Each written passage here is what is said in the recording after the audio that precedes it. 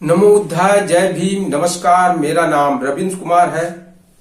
बाबा साहब डॉक्टर अंबेडकर की writing and speeches से एक पुस्तक लॉर्ड बुद्धा एंड हिज धम्मा, भगवान बुद्ध और उनका धम्म एपिसोड 19वां आपके साथ साझा कर रहा हूं। आपने पिछले एपिसोड में देखा कि भगवान बुद्ध ने जीवक को धम्म दीक्षा दी। वह जीवक जो अनाथ था, यानी वह जब पैदा हुआ तो उसे कूड़े के ढेर में फेंक दिया गया था और भीड़ वहां इकट्ठा थी। तब राजा वहां से भारत गुजर रहे थे तो भीड़ देख करके वह रुके और उन्होंने पूछा क्या है, तो लोगों ने बताया कि वह जीवित है और जीवित होने की वजह से उसका नाम जीवक पड़ा था। भारत जो था उसने पाल पोस कर बड़ा किया और जब वह बड़ा हो गया तो वह तक्षशिला विश्वविद्यालय में जाकर के शिक्षा ग्रहण की और वहां से एक बड़ा वैद्य कहिए, डॉक्टर या सर्जन वह बनकर आया और उसने कई लोगों का इलाज किया, जिसमें से राजा बिंबिसार थे, उनको भकंदर हुआ था और भकंदर का उसने इलाज किया। उसको भगवान बुद्ध ने धम्म दीक्षा दी, लेकिन उसे भिक्षु नहीं बनाया और वह उसको कहा कि तुम समाज सेवा कर रहे हो, इसलिए तुम उपासक ही रहो। फिर इसके बाद रठपाल को भगवान बुद्ध ने धम्म दीक्षा दी। हम आगे और बताएंगे कि भगवान बुद्ध राजगृह में ठहरे हुए थे और जब उनके पिता को यह पता चला कि भगवान बुद्ध राजगृह में ठहरे हैं तो उन्होंने संदेश भिजवाया कि पिता के मृत्यु से पहले क्या वह अपने बेटे से मिल नहीं सकेगा। इस तरह की उन्होंने खबर भिजवाई। तब बुद्ध इसके लिए तैयार हुए और अपने पिता से मुलाकात करने के लिए गए। भगवान बुद्ध सारिपुत्र और मौग्गलायन को दीक्षा के बाद 2 महीने तक वह राजगृह में रहे। यह सुनकर कि तथागत राजगृह में विराजमान है, उनके पिता शुद्धोधन ने संदेश भिजवाया, मैं मरने से पूर्व अपने पुत्र को देखना चाहता हूं। दूसरों को उसका धर्मामृत पान करने को मिला है, उसके पिता को नहीं, उसके संबंधियों को नहीं। शुद्धोधन के दरबारियों में से एक का पुत्र कालूदाई ही यह संदेश लेकर गया था। संदेहवाहक ने आकर कहा, हे लोक के पूज्य, आपका पिता आपको देखने के लिए उतना ही उत्सुक है जैसे कमलिनी सूर्योदय के लिए। तथागत ने पिता की प्रार्थना स्वीकार कर ली और बड़े भिक्षु संघ के साथ ले पितृगृह की ओर प्रस्थान किया। भगवान बुद्ध जगह जगह ठहरते हुए आगे बढ़ रहे थे, लेकिन कालूदाई तेजी से बढ़कर पहले पहुंच गया ताकि शुद्धोधन को यह सूचना दे सके कि भगवान बुद्ध आ रहे हैं और रास्ते पर है। शीघ्र ही यह समाचार साक्य जनपद में फैल गया। हर किसी की जबान पर था कि राजकुमार सिद्धार्थ जो बोध प्राप्त के लिए गृह त्याग कर चला गया था, अब ज्ञान प्राप्त कर वापस कपिल वस्तु आ रहा है। अपने संबंधियों और मंत्रियों को लेकर शुद्धोधन और महाप्रजापति अपने पुत्र की आगवानी के लिए गए। जब उन्होंने दूर से ही अपने पुत्र को देखा, उसके सौंदर्य, उसके व्यक्तित्व, उसके तेज का उनके मन पर बड़ा प्रभाव पड़ा। वे मन ही मन बड़े प्रमुदित हुए, किंतु उनके पास शब्द न थे कि वे उसे व्यक्त कर सके। निश्चय से वह उनका पुत्र था, उसकी शक्ल सूरत वही थी। महान श्रवण उनके हृदय के कितने समीप था, तब भी उनके बीच की दूरी कितनी अधिक थी। वह महामुनि अब उनका पुत्र सिद्धार्थ नहीं रहा था। अब वह बुद्ध था, सम्यक संबुद्ध था, अरहत था, लोक गुरु था। अपने पुत्र के धार्मिक पद का ध्यान कर शुद्धोधन रथ से उतरा और सर्वप्रथम अभिवादन किया। बोला, तुम्हें देखे 7 वर्ष बीत गए। इस क्षण की हम कितनी प्रतीक्षा करते रहे। तब शुद्धोधन के सामने सिद्धार्थ विराजमान हुए। राजा आंखें फाड़ फाड़ कर अपने पुत्र की ओर देख रहा था। उसकी इच्छा हुई कि उसे नाम लेकर पुकारे, किंतु उसका साहस नहीं हुआ। सिद्धार्थ वह मन ही मन बोला, सिद्धार्थ अपने पिता के पास लौट आओ और फिर उसके पुत्र बन जाओ। लेकिन अपने पुत्र की दृढ़ता देख उसने अपनी भावना को बस में रखा। शुद्धोधन तथा प्रजापति दोनों निराश हो गए। इस प्रकार अपने पुत्र के ठीक सामने पिता बैठा था। अपने दुख में वह सुखी था, अपने सुख में वह दुखी। उसे अपने पुत्र पर अभिमान था, किंतु वह अभिमान चूर चूर हो गया जब उसे ध्यान आया कि उसका पुत्र कभी उसका उत्तराधिकारी ना बनेगा। मैं तुम्हारे चरणों पर अपना राज्य रख दूं, उसने कहा, किंतु यदि मैंने ऐसा किया तो तुम उसे मिट्टी के मोल का भी ना समझोगे। तथागत ने सांत्वना दी, मैं जानता हूं राजन, तुम्हारा हृदय प्रेम से गदगद है।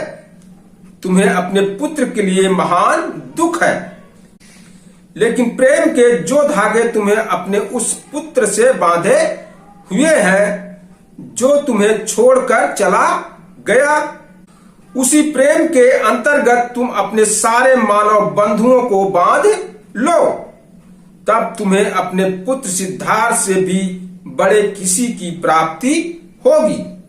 तुम्हें मिलेगा वह जो सत्य का संस्थापक है। तुम्हें मिलेगा वह जो धर्म का मार्गदर्शक है, और तुम्हें मिलेगा वह जो शांति लाने वाला है। तब तुम्हारा हृदय निर्वाण से भर जाएगा। जब शुद्धोधन ने अपने पुत्र बुद्ध के ये वचन सुने, वह प्रसन्नता के मारे कांपने लगा। उसी की आंखों में आंसू थे और उसके हाथ जुड़े थे। जब उसने कहा, अद्भुत परिवर्तन। संतप्त हृदय शांत हो गया। पहले मेरे हृदय पर पत्थर पड़ा था, किंतु अब मैं तुम्हारे महान त्याग का मधुर फल चख रहा हूं। तुम्हारे लिए यही उचित था कि तुम अपनी महान करुणा से प्रेरित होकर राज्य के सुख भोग का त्याग करते और धर्म राज्य के संस्थापक बनते। अब धर्म पद के जानकार की हैसियत से तुम सभी को मोक्ष मार्ग का उपदेश दे सकते हो। भिक्षु संघ सहित भगवान बुद्ध उस उद्यान में ही विराजमान रहे, जबकि शुद्धोधन वापस घर लौट आया। अगले दिन तथागत ने भिक्षा पात्र लेकर कपिलवस्तु में भिक्षाटन के लिए निकले। बात तुरंत फैल गई। जिस नगर में कभी सिद्धार्थ रथ में बैठकर सवारी के लिए निकलते थे, आज उसी नगर में भिक्षा पात्र हाथ में लिए घर घर विचर रहे हैं। चीवर का रंग भी लाल मिट्टी के ही समान है और हाथ का भिक्षा पात्र भी मिट्टी का ही है। इस विचित्र वार्ता को सुना तो शुद्धोधन घबराया हुआ दौड़ा गया। तुम इस प्रकार मुझे क्यों लजाते हो? क्या तुम इतना नहीं जानते कि मैं तुम्हें और तुम्हारे संग को भोजन करा सकता हूं? तथागत बुद्ध का उत्तर था, यह हमारी वंश परंपरा है। तब शुद्धोधन कहता है, यह कैसे हो सकता है? हमारे वंश में कभी किसी एक ने भी भिक्षाटन नहीं किया। राजन, निश्चय से तुम और तुम्हारा वंश क्षत्रियों का वंश है, किंतु मेरा वंश बुद्धों का वंश है। उन्होंने भिक्षाटन किया है और हमेशा भिक्षा पर ही निर्भर रहे हैं। शुद्धोधन निरुत्तर था। तथागत कहते रहे, किसी को कहीं कुछ खजाना मिले तो उसमें से जो बहुमूल्य रत्न होगा वह लाकर उसे अपने पिता को ही भेंट करेगा। मैं तुम्हें यह धर्म निधि अर्पण करता हूं। तब तथागत बुद्ध ने अपने पिता को कहा, यदि तुम अपने आप को इस मिथ्या स्वप्न जालों से मुक्त करो, यदि तुम सत्य को अंगीकार करो, यदि तुम अप्रमादी रहो और यदि तुम धर्म पथ पर ही चलो तो तुम्हें अक्षय सुख प्राप्त होगा। शुद्धोधन ने निःशब्द रहकर यह शब्द सुने और बोला, पुत्र, मैं तुम्हारे कथना अनुसार आचरण करने का प्रयास करूंगा। तब तथागत को शुद्धोधन घर में ले गया। परिवार के सभी लोगों ने उन्हें अभिवादन किया, लेकिन राहुल की माता यशोधरा नहीं आई। जब शुद्धोधन ने सूचना भिजवाई तो उसने कहला भेजा, मैं किसी योग्य समझी जाऊंगी तो सिद्धार्थ यहीं मुझे मिलने आएंगे। अपने सभी संबंधियों से भेंट हो चुकने पर सिद्धार्थ ने पूछा, यशोधरा कहाँ है? उत्तर दिया गया, उसने आने से इनकार कर दिया। सिद्धार्थ तुरंत उठे और सीधे उसके भवन में गए। सारिपुत्र और मौद्गल्यायन को, जिन्हें वे यशोधरा के कमरे के भीतर तक साथ ले गए थे, तथागत ने उनसे कहा, मैं तो मुक्त हूं, लेकिन यशोधरा अभी मुक्त नहीं है। इतने लंबे अरसे तक मुझे नहीं देखा है, इसलिए वह बहुत दुखी है। जब तक उसका दुख आंसुओं के मार्ग से बह न जाएगा, उसका जी भारी रहेगा। यदि वह तथागत का स्पर्श भी कर ले तो उसे रोकना नहीं। यशोधरा सोच विचार में गहरी डूबी हुई थी, अपने कमरे में बैठी थी। तथागत ने प्रवेश किया तो भक्ति बाहुल्य से उसका वही हाल था जो किसी लबालब भरे पात्र का हो और जो अपने में समा ना सके। वह भूल गई कि उसका स्नेहभाजन महामानव बुद्ध है, लोक गुरु है, सत्य का महान उपदेष्टा है। उसने बड़े जोर से उसके चरण धरे और जोर जोर से रोने लगी। लेकिन जब उसे इसका ध्यान आया कि शुद्धोधन भी वहां आ गया है तो उसे लज्जा आ गई। वह उठी और बड़ी भक्ति भावना सहित एक ओर बैठ गई। शुद्धोधन ने यशोधरा की ओर से बोलते हुए कहा, इसका यह व्यवहार कुछ क्षणिक भावना का परिणाम नहीं है। इसने बड़ी गहरी भक्ति का परिचय दिया है। इन 7 वर्षों में जब से तुम इसे छोड़कर चले गए, जब इसने सुना कि सिद्धार्थ ने अपना सिर मुड़वा लिया है, इसने भी वैसा ही किया। जब इसने सुना कि सिद्धार्थ ने गहनों और सुगंधित द्रव्यों का परित्याग कर दिया है, इसने भी वैसा ही किया। और जब इसने सुना कि सिद्धार्थ एकाहारी हो गया है, तब से यह भी मृत्तिका पात्र में एक ही बार आहार ग्रहण करती है।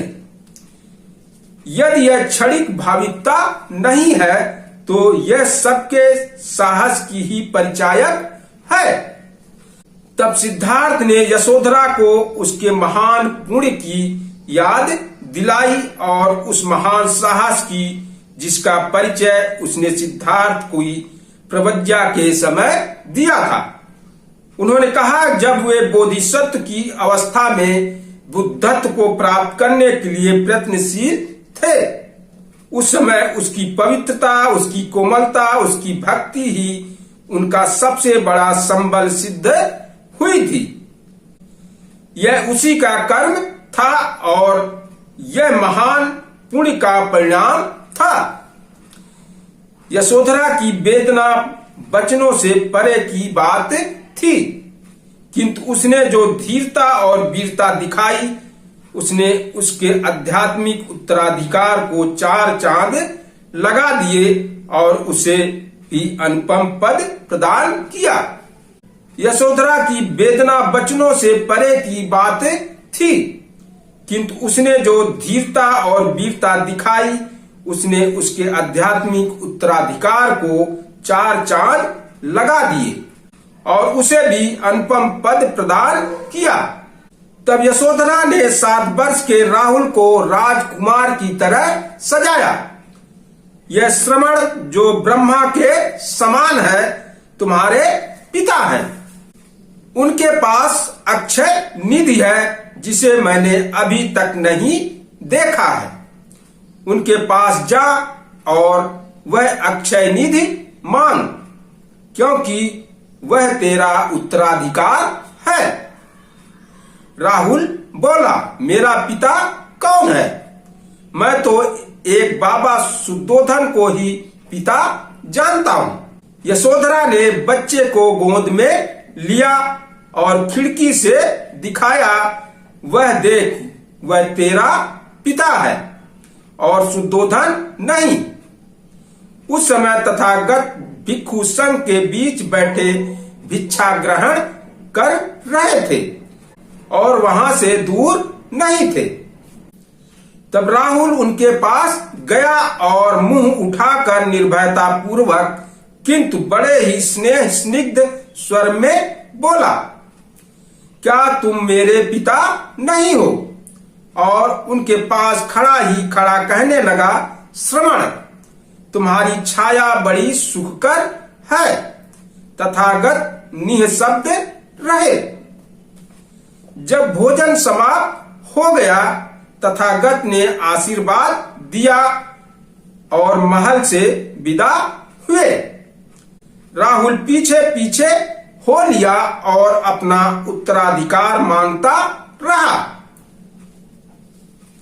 राहुल को किसी ने नहीं रोका, न स्वयं तथागत ने ही। तथागत ने सारिपुत्र की ओर देखा और कहा, राहुल उत्तराधिकार चाहता है। मैं उसको यह नाशवान निधि नहीं दे सकता जो अपने साथ चिंताएं लाती है, लेकिन मैं इसे श्रेष्ठ जीवन का उत्तराधिकार दे सकता हूं जो अपने में एक अक्षय निधि है।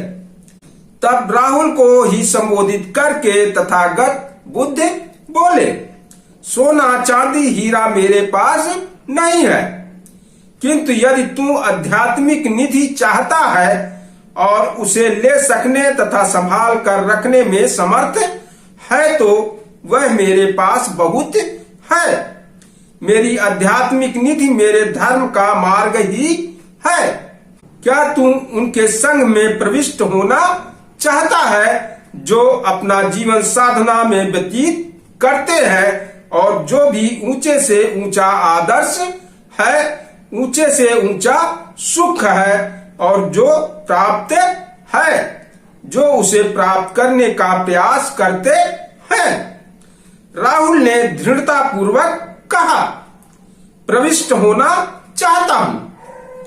तब शुद्धोधन ने सुना कि राहुल भी भिक्षु संघ में शामिल हो गया। उसे बड़ा क्लेश हुआ।